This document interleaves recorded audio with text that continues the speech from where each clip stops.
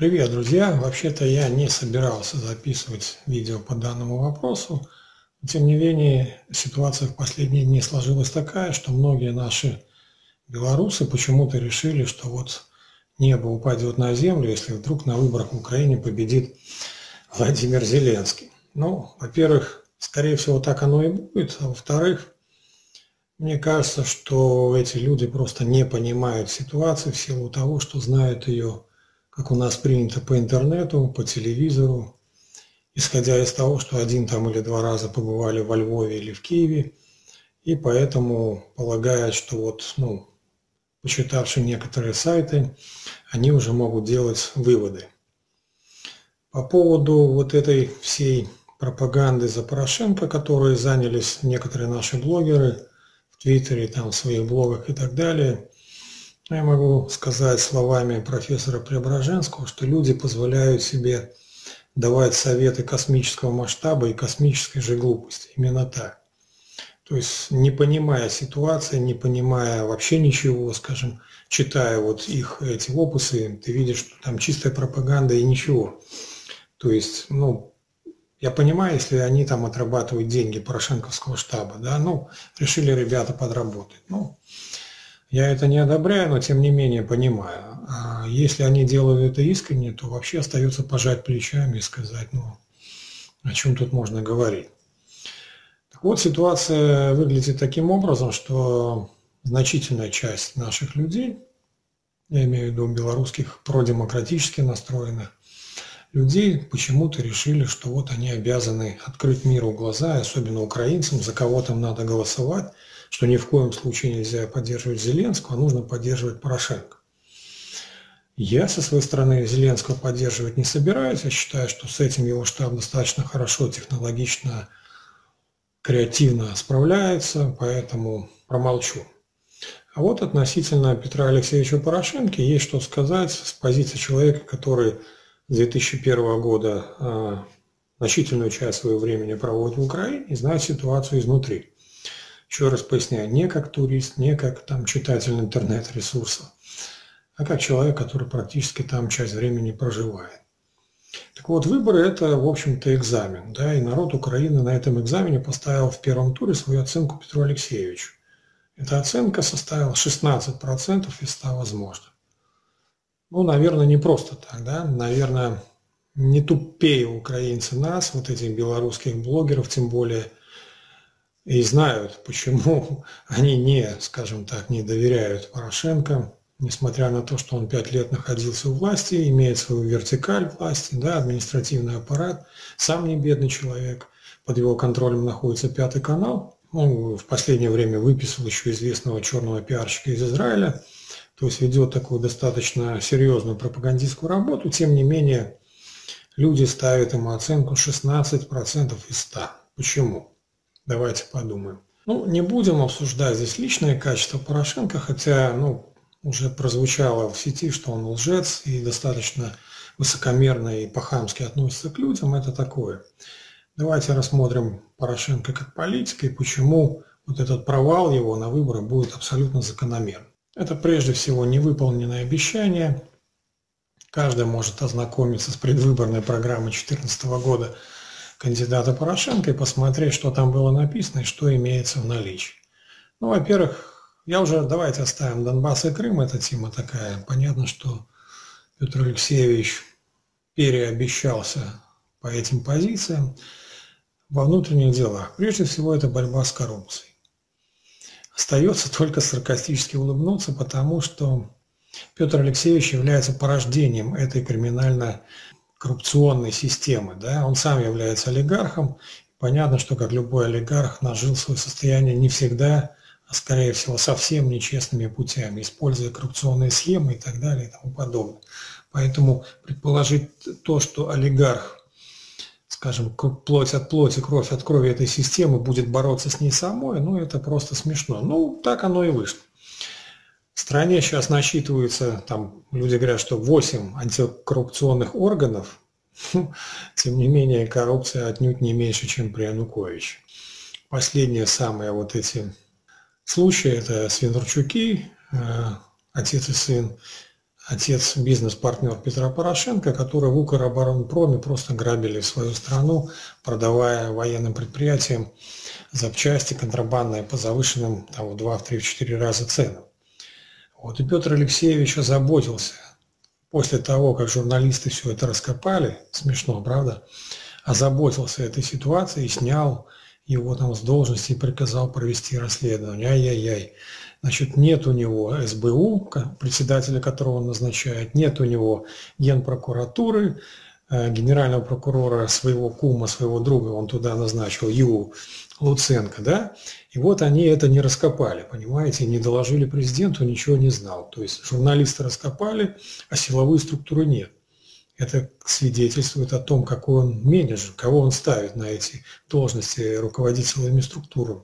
Или о другом. Он все знал, но почему-то решил, что можно смотреть на это сквозь пальцы. Вот. Ситуация с Гонтаревой. Гонтарева – это председатель Нацбанка. Я думаю, можете погуглить, узнаете, что это за персонаж. Это тоже подруга и бизнес-партнерка Петра Порошенко, которая фактически занималась разорением золотовалютных запасов Украины. Ее никак не могли выгнать и так далее. Значит, а страдали от этого, естественно, простые люди. Ситуация, например, с премьер-министром. Да, господин Гройсман, ничем не выдающийся, скажем так, человек из Винницы, родного города Петра Порошенки. Человек, который не имеет высшего образования, у которого куплен диплом. Об этом все знают. И Петр Порошенко предлагает его на премьерство, и он там себе премьерничает. При этом люди говорят, что вот там клоун там, или комик Зеленский не может руководить. Вот человек вообще без образования, да, руководит, пожалуйста, 16 лет на базаре у папы там чем-то занимался, и вот, пожалуйста, руководит кабинетом министров Украины.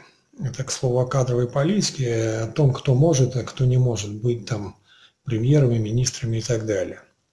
Вот. Этот ряд назначений можно продолжать. Опять же, я говорю, тот же генеральный прокурор Юрий Луценко, являющийся другом, приятелем, бизнес, там, я не знаю, партнером Порошенко, но тем не менее человек, также не имеющий профильного юридического образования, продавленный на эту должность. Ну, по идее, как бы с законностью в Украине должно быть все нормально, раз такой честный, замечательный человек стал генпрокурором. Но, как оказывается, по ночам к нему приезжают какие-то уголовные авторитеты, и когда журналисты фиксируют номера и задают вопросы генеральному прокурору, он отвечает, что может дружить с кем хочет. Так-то оно так, но это тоже один из штрихов к портрету власти, которая отождествляется с Петром Порошенко. Про экономику я молчу, зарплаты, скажем так, мизерные. К достижениям Порошенко приписывают, скажем, 3, да, там, это Томас, это безвиз и это какие-то там реформы. Ну, давайте поговорим немножко о реформах. Во-первых, ни одна из них не увенчалась успехом. Кроме, пожалуй, децентрализации, укрупнения громад, когда средства передаются вниз, считается, что эта реформа увенчалась успехом, все остальное в ноль или в минус. Да? Реформа полиции, мы видим, что та же самая полиция с теми же подходами к людям, также крышуют, кого надо, кого не надо и так далее. То есть реформа здравоохранения, судебная реформа, то есть все остальные реформы, они в принципе не удались. Почему? Вопрос Петру Алексеевичу. Вам же Европа, Штаты, международное сообщество давало огромные деньги на эти реформы, консультантов, целые институты работали. К вам приехали реформаторы со всего мира, скажем так, цивилизованного, да? Люди, которые добились успеха в своих странах, они искренне, там, может, не искренне, может, из меркантильных целей, хотели вам помочь, Украине. Где они все? Они все выдавлены из системы. Они системой выдавлены. Да? Одна ситуация с Саакашвили чего только стоит. Человек, бывший президент Грузии, ваш друг бывший, да, которого вы дали гражданство, которого назначили на должность губернатора Одесской области, он в своей деятельности сталкивается с так называемым Трухановым. Труханов – это мэр Одессы, кто не знает, уголовник, сепаратист, человек с российским паспортом, крайне темная личность. В столкновении Труханова с Саакашвили Порошенко берет сторону Труханова, понимаете? Труханов до сих пор на должности, продолжаются все эти дербаны, а Саакашвили убегает там от полиции по крышам, да, и как говорится, получает запрет на въезд в Украину. Прекрасная реформа. То же самое с мэром Кернесом. Мэр Харькова Гепа, так называемый Геннадий Кернес, такой же уголовник, такой же пророссийский сепаратист и так далее и тому подобное. Тем не менее, до сих пор он никак не осужден, не наказан, находится на должности. Таких примеров можно привести еще множество. Понимаете? И я перед этим говорил, какие личности попадают на высокие государственные должности благодаря президенту Порошенко. Ребята, люди это видят, люди это знают, люди понимают, что все эти реформы – это профанация и имитация. То есть дайте Европа, дайте Штаты нам денег, мы их освоим, поставим галочку, но все будет так же. Понимаете? И главная проблема Украины – это не там, якобы пропутинский, пророссийский, с чего вы взяли? Комик Зеленский, да? Хотя на самом деле он… Давайте потом, чуть попозже поговорим. Я еще раз повторю, что не собираюсь за него топить, это не мое дело. То есть утверждается, что катастрофа произойдет в Украине, если не выберут Порошенко. Так, ребята, эта катастрофа 5 лет уже проходит, да? Продолжается. И не все надо списывать на Путина и на Россию. Огромная заслуга в этой катастрофе нынешней власти, да, и в том числе Петра Алексеевича. И основной проблемой Украины является не комик Зеленский, да, а криминальная олигархическая система, которая сложилась в часы Кучмы, во времена Кучмы. Да. И эта криминальная олигархическая система, она как удав, как анаконда, она душит Украину, понимаете, высасывая из нее все соки. Все об этом знают, все об этом говорят. Олигархи – это те люди, которые отхватили огромные куски госсобственности по дешевке, присвоили себе за год, за два, за три стали миллиардерами и стали диктовать всей стране, как им жить. Да? Значит, скупили политические партии, фактически парламент, скупили СМИ, средства массовой информации, суды, прокуратуру, милицию, СБУ и так далее и тому подобное, скупили все. И почувствовали себя хозяевами жизни и начали, скажем так, жить так, как им хочется, а все остальные очутились на уровне, скажем, обслуживающего персонала, каких-то рабов, там, слуг и так далее. Естественно, что людям это не нравится. Понятное дело. Люди понимают, кто враг Украины, реальный враг. Не комик Зеленский, ребята, а криминальная олигархическая система, плотью от плоти и кровью от крови которой является Петр Алексеевич Порошенко, ибо он сам есть олигарх. Да, недавно он был там олигарх второго эшелона, но за 5 лет он вырастил свое состояние в 7 раз и стал уже олигархом первого эшелона, понимаете? В то время как народ берет свои клумки и шурует на запад в поисках заработка, куска хлеба, и по 12, по 14 часов хреначит там где-нибудь в Польше или в Чехии, там живет в этих, извините, в бараках, чтобы копеечку заработать. Вот. И эти люди почему-то должны быть благодарны за эту ситуацию, которая не меняется, а наоборот ухудшается, действующему президенту и выбрать его, потому что меньшее зло. Окститесь, друзья мои, побудьте в шкуре этих гастарбайтеров. Кстати, о заслугах. Значит, это Безвиз и Томас. Да? Я извиняюсь, безвиз, конечно, дело хорошее, но для того, чтобы путешествовать по Европе, у тебя должны быть деньги. А при средней зарплате там 200-300 долларов ты сильно не попутешествуешь. Безвиз, скорее, это был плюс для властей. Почему? Потому что он позволяет выдавливать вот эту рабочую силу людей, которым власть не может обеспечить рабочие места, не может обеспечить нормальную зарплату, выдавливать их за кордон. Говорит, а вон, безвиз есть, давайте. По биометрическому паспорту вы минимум там 3 месяца можете пропахать в Польше по 12 часов, вот, как гастарбайтеры, ну а потом делайте карту побыта и вообще нахрен не приезжайте. Конечно, им это легче и лучше. Вот этот весь безвиз, к чему он пришел. С Томасом тоже не так все просто. В общем-то, мы видим, что большинство православных церквей не признает данный Томас и православную церковь Украины, к сожалению. И, к сожалению, Томас это была скорее политическая акция, потому что Петр Алексеевич мелькал там среди иерархов церковных, как будто он тоже там митрополит или патриарх. Хотя на самом деле он президент, государственный служащий, и церковь отделена от государства. Но было видно, что это, скажем, политическая больше акция, к сожалению, направленная на поднятие рейтинга политика Порошенко. Вот так, по крайней мере, это все выглядит. Поэтому достижение ассоциации с Европой, но понимаете, это документ, он должен быть чем-то наполнен. Все эти обещания о том, что мы подадим заявку на в ЕС, не берут бедных и вороватых.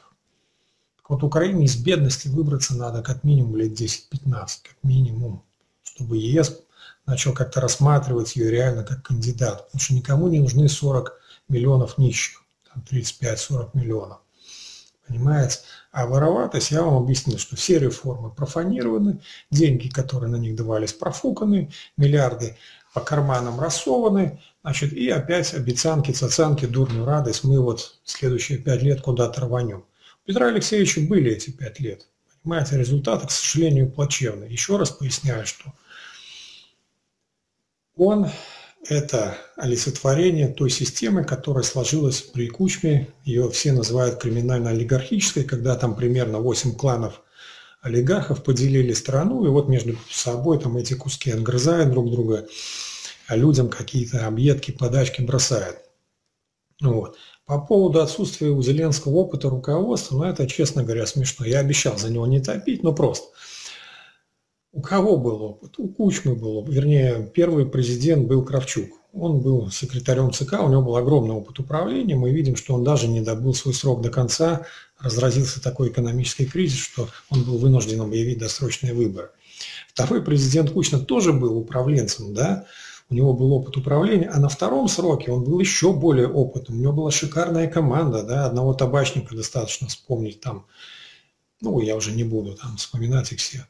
К чему они привели страну? Они как раз-таки построили эту криминально-олигархическую систему с опытом работы и с командой. Ющенко, ну, промолчу, получил 5%, ушел там свои горшки собирать и так далее. Тоже был опытный, тоже имел хорошую команду. Там аж Юлия Владимировна была в команде премьером. Опытные люди, капец. Янукович был, как говорится, директором автоколонны, и он был премьером и губернатором области. То есть он был опытным. Кстати, в правительстве Януковича дважды министром был Петр Алексеевич. Это о связях с регионалами, с промосковскими силами и так далее. Вот. Так что, кстати, Петр Алексеевич, не будем забывать, является основателем партии регионов, да, ее там спонсором. То есть есть и такой штрих в биографии. Это к вопросу о его там невыразимом патриотизме там, и национализме украинском. Обычный барыга, прости господи, который держит нос по ветру и считает, что если он там финансировал удачно Майдан второй, значит, он может уже бесконечно сидеть на горбу украинского народа и сосать там эти, как говорится, последние крохи, которые у людей остались. Но люди так не считают, понимаете. И мы видим тот отрыв, который в разы. Да? Вот Зеленский клоун, это виртуальный кандидат, это голограмма. Подумайте, что такое нынешний президент, если виртуальный кандидат, если это голограмма, делает его на раз-два, да, не обладая никакими, скажем, административными рычагами, на раз-два делает и получает отрыв в разы. Это не к вопросу, какой там Зеленский хороший или команда у него хорошая, это к вопросу о том, что такое нынешняя власть и какую оценку она от народа получает. Так вот, уважаемые друзья, белорусы, белорусские, как говорится, белорусы, те, кто озаботился результатами выборов в Украине, особенно те, кто топит за Петра Алексеевича, у меня просьба, ребята, успокойтесь, не позорьтесь, потому что, ну,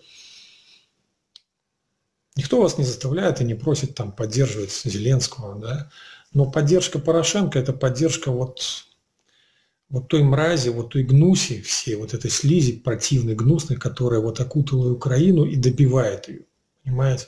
Не столько даже Путин приносит вред. Почему Украина, скажем, слаба?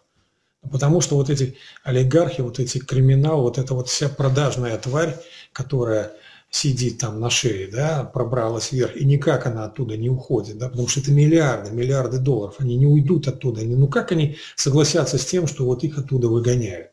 Сраной метлой их там погонят. Конечно, они не хотят. Конечно, они все силы там прилагают к тому, чтобы не уйти оттуда, зацепиться там. Вся вот эта чернуха, вся вот эта грязь, которая сейчас льется в украинских выборах, это просто какое-то днище. Она льется от кандидата Порошенко. Именно он начал вот эту мерзость раскручивать, пропагандировать и так далее. Поэтому я прошу вас, ребята, просто не позорьтесь и не лезьте в ситуацию, в которой вы не разбираетесь. Я понимаю, что есть те, кто за деньги это делает, тут мое обращение к ним бессмысленно, но отрабатывают. Ну, продажность, она понимается, она ничем не лучше продажности Порошенко, чем продажности там Путину или Лукашенко. То есть, если вы решили продаваться, ну, хрен с вами. Остальных, кто, скажем так, добросовестно заблуждается, я вас просто прошу, ну, не делайте этого, потому что сейчас начнет скрываться, что там творил Петя. Я уже молчу там про этот отдых за 500 000 на Мальдивах, когда страна воюет. это мелочи. Я молчу там про этот Роттердам плюс схему, да, про заводы в России, т.д. и т.п. Это про Свинурчуков я уже рассказал, это мы все видели и слышали. Вот. Поэтому давайте дадим украинцам, как говорится, это их законное право голосовать за того, за кого они считают нужным. Я считаю, ничего ужасного не произойдет, просто потому что в Украине есть сильный парламент, в Украине есть партийная система, в Украине есть огромный слой патриотов, которые прошли боевые действия. Надо сказать честно, есть огромное количество оружия, которое лежит там у населения по схронах, и никто не даст никому, например, тому же президенту куда-то там сдаваться перед Путиным или украинскими национальными интересами голосовать. Это просто невозможно, потому что украинская политическая система другая. Там парламентская президентская республика и Верховная Рада, в общем-то, больше влияет на внутреннюю жизнь Украины, чем тот же президент. Я думаю, что будут приняты законы об импичменте. Если господин Зеленский куда-то не туда совсем начнет рулить, я думаю, его поправит народ, тем более имея за плечами опыт 2 Майданов. Поэтому давайте все успокоимся, осталось несколько дней, дождемся результатов, поприветствуем нового президента. Мы знаем, кто это будет, но тем не менее, и не будем крыться, лезть к нашим друзьям, к нашим соседям со своим уставом в их монастырь. Разберутся они сами. Слава Украине!